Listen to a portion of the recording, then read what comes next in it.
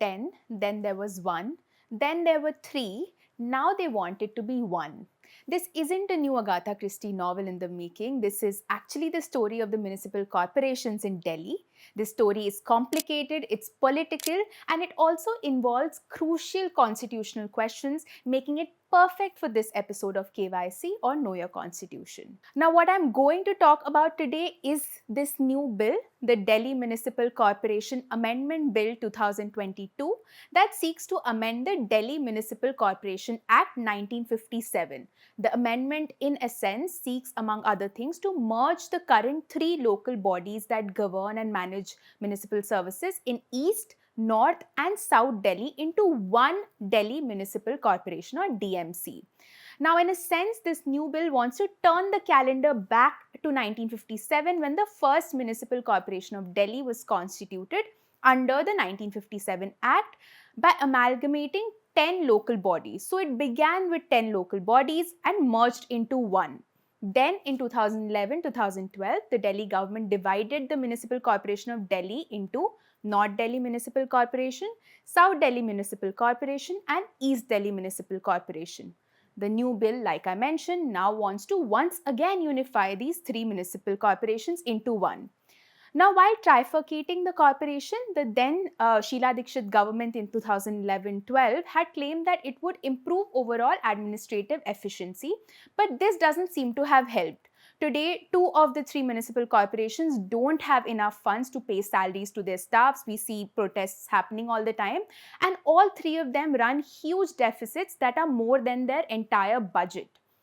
In 2011, the amendment which divided the MCD into 3 municipal corporations gave the Delhi government a lot of powers as well under the law. So it allowed them to decide the total number of seats of councillors and number of seats reserved for the members of the scheduled castes. It also allowed them to decide the division of the area of corporations into zones and wards, the delimitation of wards, and issues such as salaries and allowances as well. The new bill now makes one very crucial change. It takes away the role of the Delhi government entirely in the working of this new DMC and transfers complete control to the central government, a move which Delhi CM Arvind Kejriwal has said is against the constitution. So there are of course several aspects to this move. This story of the municipal corporations of Delhi is a very complex one with law and politics intermingling very intricately. Now, we've seen that ever since the Aam Aadmi Party's landslide victory in the assembly elections of 2015, the tussle between the Delhi government and the centre has become more and more apparent than ever. And at the heart of the tussle between the central government on one hand and the Delhi government on the other is Article 239 AA of the Constitution. This article basically is the source of Delhi's current status as a union territory with a separate legislative assembly that has a lieutenant governor, LG, as its administrative head. It was introduced through the 69th constitutional amendment in 1991. The LG, as we know, is a representative of the central government and is appointed by the president. This was also when, in 1991, when Delhi was named the National Capital Region, NCT of Delhi.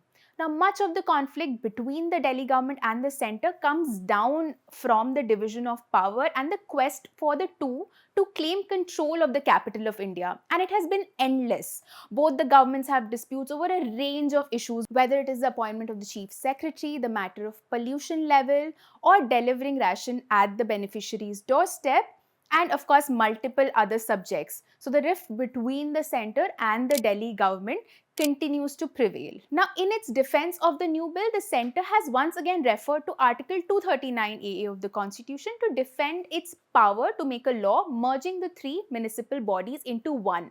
Because the earlier law in 2011-12, the amendment was actually made by the Delhi Legislative Assembly, but now the central government seeks to amend this law. Among other things, this article makes it clear that the Delhi government can make laws on all subjects in the state list except for land, public order and police, But it goes on to add that in any case, the parliament can still make laws with respect to any matter for a union territory.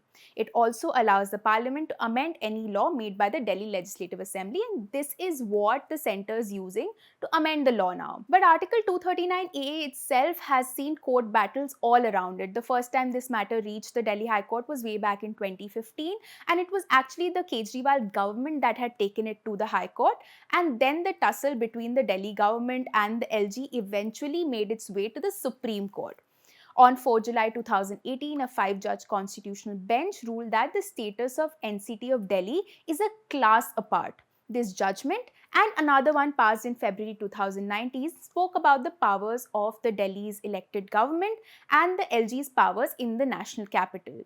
So this current debate is again on Article 239AA, but on a different subclause. While the legal battles so far were mostly around the tussle between the LG and the Delhi government, which the Supreme Court tried to settle, it is now about the parliament making a law for Delhi as a union territory. So there's every possibility that this question on the unification of the municipal bodies also ends up in the court again.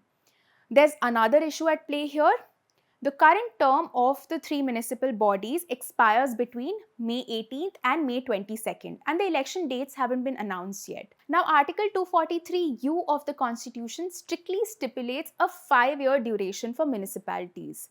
And the courts have in the past emphasized on the significance of this 5-year term limit. In fact, the provision was included in the Constitution after it was noticed and felt that in many states the local bodies were not working properly and that timely elections were not being held. So the Supreme Court has said that local body polls should not be postponed except for natural or man-made calamities, act of God, or rioting, etc.